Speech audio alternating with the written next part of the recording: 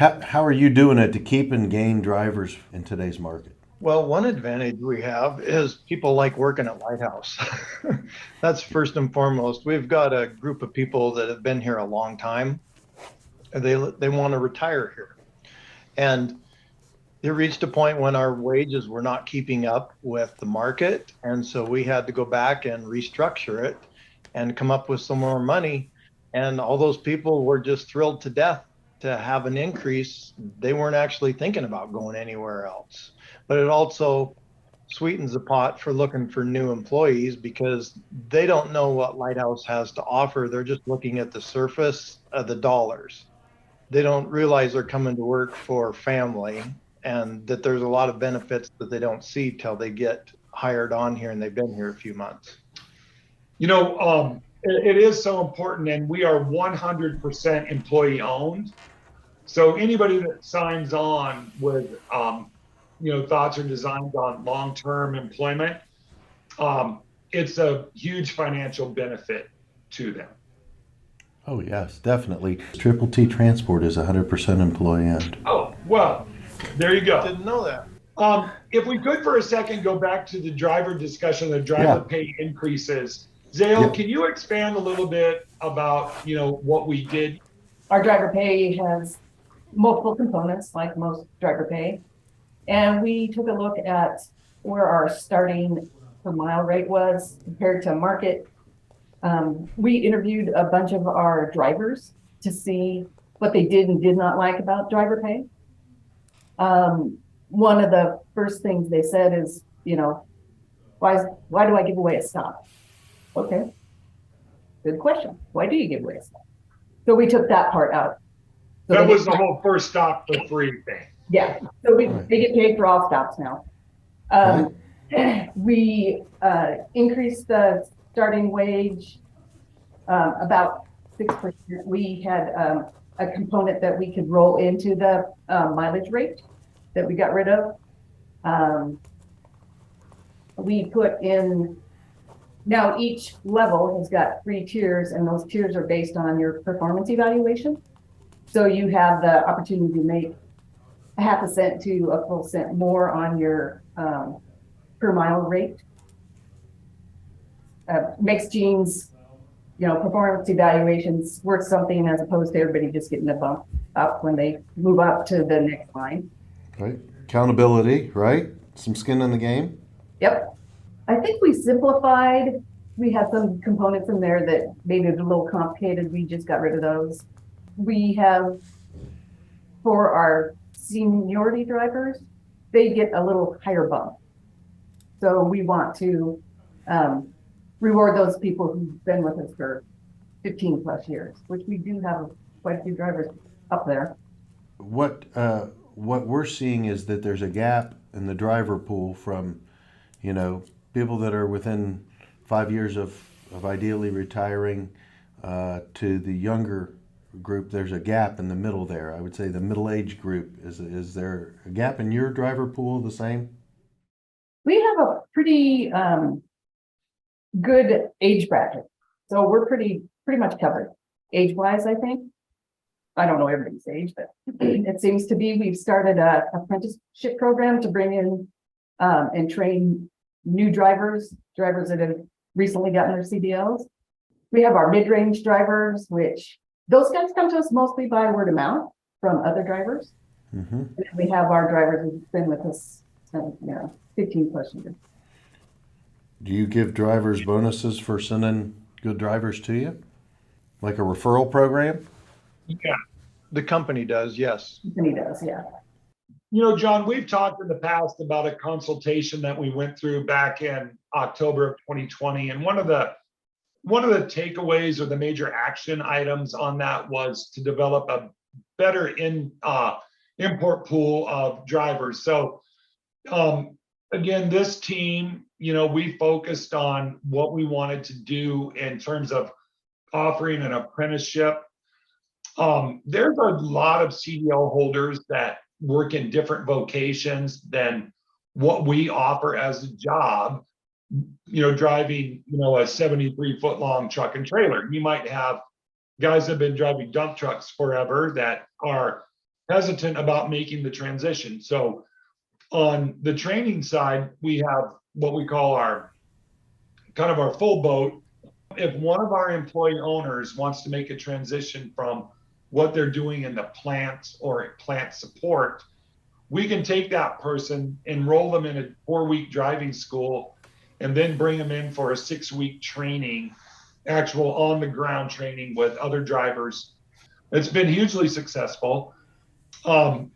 We just got an official apprenticeship program with the state of Idaho that provides subsidies, grants, et cetera, that will start in the next couple of weeks of actually bringing in people that don't have a CDL, employee owners, and we'll open it up to the outside too, to keep the driver pool strong.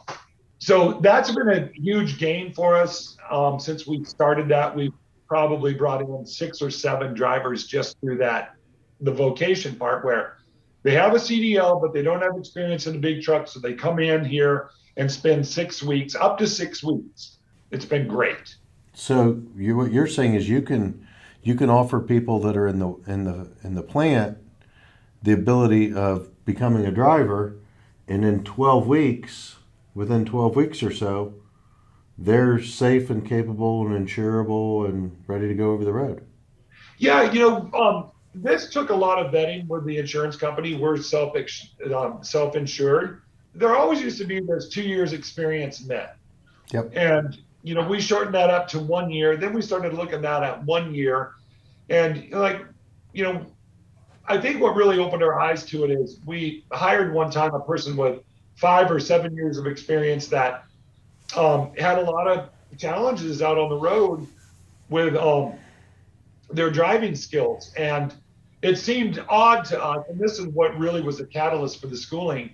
We're being told we got to hire drivers with experience instead of hiring drivers with no experience and training them ourselves. So, there's in terms of risk mitigation, what do you want? Do you want somebody that you don't know, that you're giving a 30, 40, hour-long drive test and putting them out on the road with a $180,000 truck, $80,000 trailer, and $100,000 load? Or do you want to, grow it organically? We do both, but we focus on growing them organically. Litehouse drivers, what they're known for is a lot of stops, a lot of deliveries, a lot of pickups to not only supply the customer, but to sustain the operating needs of the plants. Well, I think you end up with a great product when you teach and you grow, you home grow it, right? Yeah, I think it does. I can't wait to share it with everyone, that watches and learns, because I think, you're taking an area that we know is an industry struggle and a pinch point, and you're turning it around and bringing value not only to the company, but to the industry together.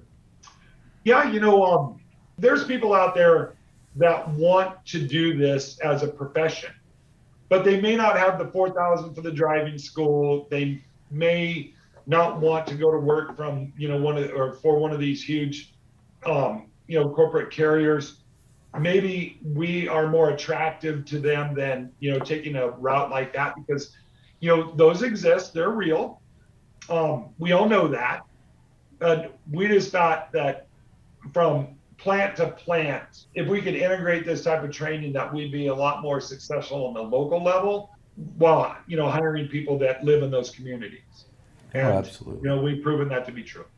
We're also holding them to a high standard. We don't, just because you went through our course doesn't mean you're going to drive for us. If you don't have what it takes at the end of it, you're not driving for us. Now, I'm sure though the majority of people, if they want something, and they work hard at it, they can be successful. Sure. Just like anything else. But you think about what the liability is, right? Correct. Yeah, and we emphasize that to the candidates that come through the training program. They understand it. Those are part of our cultural standards. They are the pillars of our organization. Right. Safe operation. Well, they have to be. Yeah. Right? I mean, everybody has skin in the game in an employee-owned company. We're gonna need That's, some. and you're driving a giant billboard. I mean, 53-foot lighthouse decal on each side of the truck, your truck and trailer. You're not getting away with anything out there.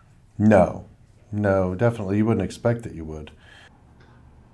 You might wonder why we haul so much bulk liquid. Well, that's the plants. In the tanker market, they're extremely difficult to nail down in lanes consistently. So we run our own to keep the plant uptime as high as we can possibly make it. No, yeah, you have to be efficient. Yeah, You can't miss production windows. You can't make that time up either. yeah. So, You uh, can. from an overall perspective, you guys have done some amazing things to help your driver pool and help yourself and your company, your organization, while helping the driver. Person that wants to do that and provide them an opportunity where they probably would be apprehensive before. That supports, that's not everywhere. No, No, I'm fine. If you're a driver and you're watching this, and you live anywhere near Sandpoint, Idaho, Grand Rapids, Lowell, Michigan, Grand Rapids, Danville, Lowell, Virginia, Danville, Hurricane, Virginia, Hurricane, Utah, Southern Utah. You need to reach out to us, and we'll get you in touch with the people at Litehouse because that's a great opportunity, and it's a good life. Now, Slade, how many years have you been there now? In December, it'll be 19. In December, it'll be 19. Yeah. Zale, how about you? 9 years coming up here in November. 9 years in November? Yep. Terrific. Let's see. Gene, how long have you been there? 14. And primarily your role is the fleet manager. So how are you navigating the changes that you personally have to deal with on the fleet managing side? Oh, I don't know. I think things are, as far as the drivers go, they've been doing there was no changes for them. Terrific. One challenge we did have was not being allowed on the docks because our drivers will lump their own freight wherever they possibly can. And Because there's a pay component in the driver. yeah, there's a pay component and they get paid well for doing it. Quite frankly, when we are able to lump our own freight, we get in and out of a facility much, much faster. Oh yeah. And during COVID, there was a lot of places that wouldn't let us in. Some would still let us in. Now that we're past that, we still have places that the lumpers have taken over and don't want us back in there. And so we still sit on the dock for hours and hours at a time, where before you could be in and out in an hour and a half. Yeah, and the driver could generate their own revenue. And yes, Yeah. they make money, they put in their pocket, and it's frustrating for them to know how they used to be able to do it and what they're having to deal with now. We have drivers that will actually prepare a delivery in the back of their truck, pull up to the, back into the dock and have it taken off, and it's all lumped or broken down because they know what the requirements are by the facility and they want to save time. Our drivers regularly during their delivery process will do things like that. Plus they'll pick up in between deliveries, smaller order that they have on their backhaul plan. No, side load it and mingle it in. Yeah. Yeah.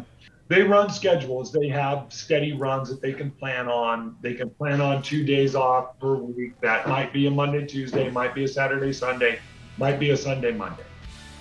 But they have planned time off. They probably appreciate that. I think it's been key to our success Retention. for retention. Yeah.